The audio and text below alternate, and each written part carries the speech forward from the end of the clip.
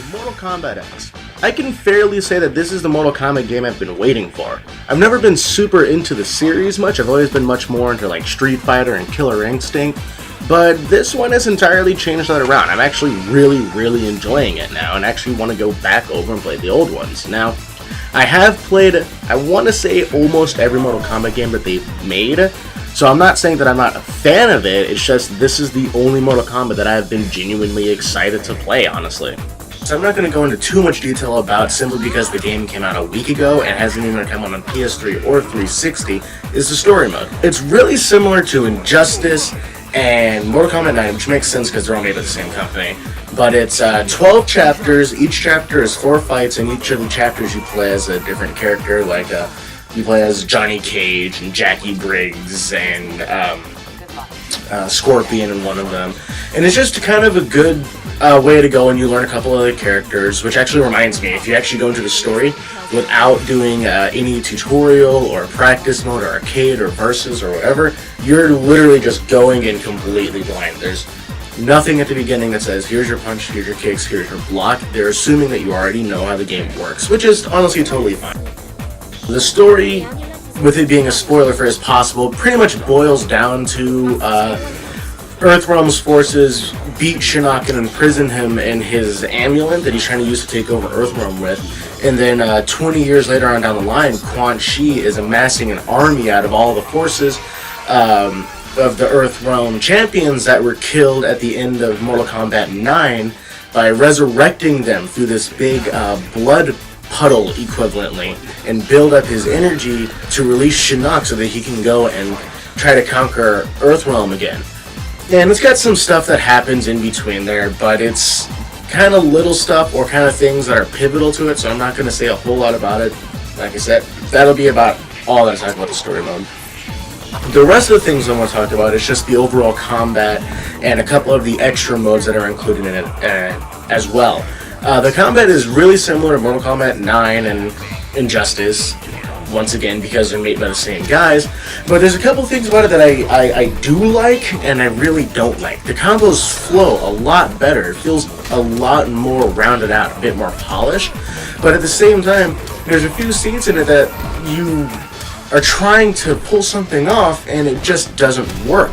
I've actually several times been extremely frustrated because of the combos appear to be done, or at least for most characters, you have to do the whole combo at the beginning of the combo. So instead of in most games where you attack and you can confirm that the hit connected before comboing, you have to just kind of go in and do most of the combo at the very beginning and just hope the first hit will actually hit them. Otherwise you just get this weird punch dance, and that's really confusing to me. But as soon as you get the hang of it and you start figuring out the openers, like certain things that you do will actually allow you to continue with the combo, like a air heavy punch, or actually an air almost any attack will count as an opener if it's not blocked, and then you can continue on to a combo. So that works out pretty well. It's just the fact that when you're full screen, even if you enter in the combo input, it will still do the combo, and it has pretty decent width potential, and it's easily punishable, which is unfortunate, honestly.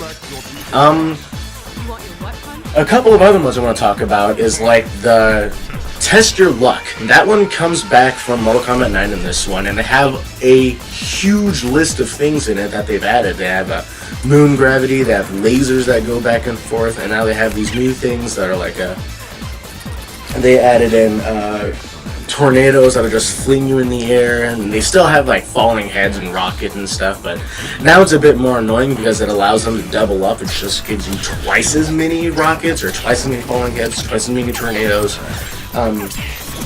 God Fists make a return, so you can just uppercut somebody and then immediately kill them, which is fun, but it's at the same time incredibly fucking annoying, but we'll live. But they did something else with it now that's similar to the Test Your Luck, but it's called Custom Combat, and it's only 2-player. You can't do it in like a single-player format. But you have all of the modifiers that you get in Test Your Luck, but both Player 1 and Player 2 get to pick which ones they directly want. And they can have it to where Player 1 will pick, oh, well, I want to have moon gravity, and I want to have super strong jumps. And player 2 can be like, okay, well, I want to have infinite super, and I want all of my special moves to count as EX special moves. And they can put buffs on themselves and debuffs on the enemy, and they can have things that'll just affect everyone as a whole. They can put it where everyone starts in slow motion and gradually builds up as they do combos, which is pretty cool, except for it gets really funny, and it's hard to start paying attention because of everybody sounds like chipmunks when you're in that mode. And also, oh my god, whoever came up with the crypt in this one needs a damn raise, promotion, something. It is absolutely phenomenal. They took the standard crypt that they had set up where you were just like the disembodied head flying around and oh look, here's a box here and here's a chest here, and that always left something more to be desired because I didn't want to unlock everything. I would just go onto Google and look up, hey, where is Liu Kang's next outfit? And I would just go and get that outfit. This new one is so much better because it's become like a classic grid dungeon RPG kind of thing where you move on a grid by grid basis. So instead of it being like, you run forward a few steps, it's as soon as you head up, you go one square forward, and they have a little thing in the lower left corner that tells you what position you're at.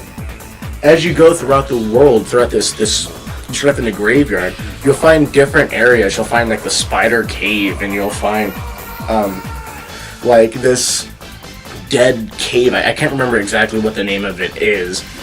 As well as a few other locations, and there's actually puzzles throughout the world that you have to go and you have to find items. Like there will be an area you'll find that you can't cross because of it's just a spike pit of death, and you have to go and find Raiden's staff and actually teleport across it, as well as you'll be able to find an area where there's boxes on the other side that you want to open up because of it could have costumes or brutalities or whatever else you're looking for, and you have to find Kung Lao's hat first, and you have to throw it to cut the spider webs, which will lower the platform down so you can continue over.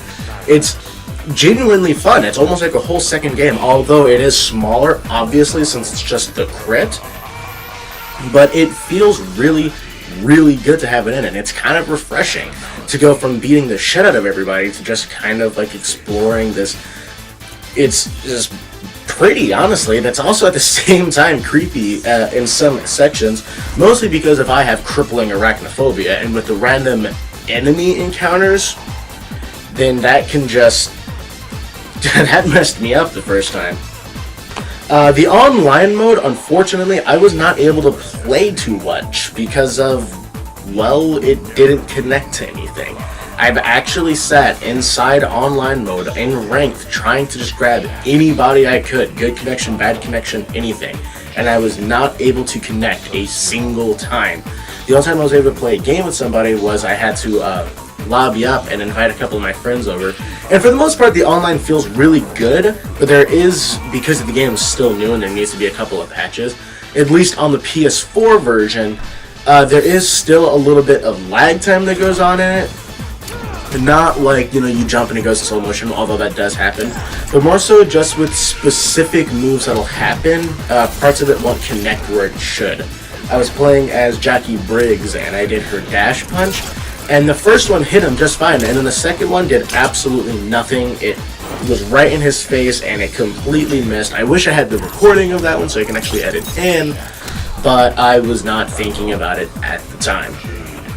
I don't know, overall, the game is absolutely phenomenal, and I'm actually really excited for the DLC coming out here soon, which, as everybody knows, is they're bringing back Tanya, they're adding in Trimmer, they're bringing in Jason Voorhees and Predator, which I'm actually really excited for, mostly the Predator part, but it just feels like an amazing game, and it's, as I've said before at the beginning of this video, the only Mortal Kombat that I've looked at and that I've seen that I'm actually genuinely excited to play, and then when I got my hands on it, I immediately sunk like 20-30 hours into it outside of work and outside of other projects that I'm working on.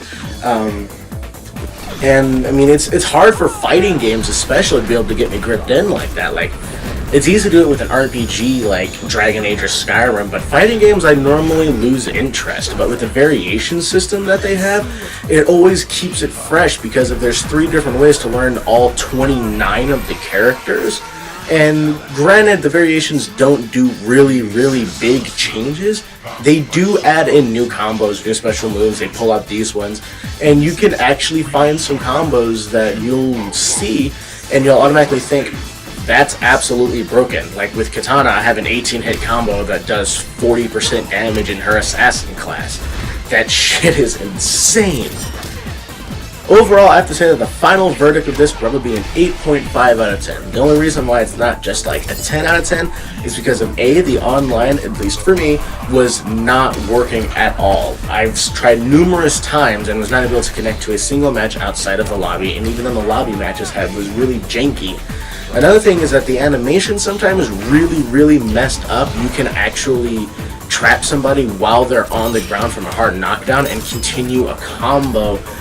If you know how to, you can actually just jump and do a certain attack while they're laying down and it'll just pick them back up again. It's not even meant to be as an OTG, it's just kind of janky animation like the infinite sweeps in the original Mortal Kombat games. And the third thing is there's a bug in the combo system that I don't like. Most of the moves are down, back, square, down, forward, square, back, forward, square, and so on and so forth. And a lot of the combos can directly go square, square, back, forward, square. But sometimes the combos the flow of them goes wrong. For example, with Jackie Briggs, her easiest combo that I have found that I like is square, square, back, forward, triangle, back, forward, square, because she does her 2 jabs, a launcher into her dashing attack. However, you can go square, square, back, forward, and when you're about to hit triangle, it'll register it instead as square, square, back, forward, square because of the lag time in between the buttons. It's a little bizarre, and it is a really minor thing that could simply be because of I'm trying to enter the motions too fast. But honestly, it does frustrate the hell out of me when I have combos that need to be done like that one, and that could be the winning combo, and it just shortens it down because of the loading of it was wrong. It's similar to how Marvel vs. Capcom 3, if you do a fireball and then immediately hit 2 buttons afterwards, no other command options, it just goes fireball into super, and it's just frustrating sometimes. But overall, though, the game is absolutely incredible. I bought it for the PS4. I'm playing it for the Xbox One, and I bought the Kombat pack for it. My bad. And I'm genuinely excited to see what other characters that they add to it, because I know they have the whole Who's Next funding thing to it.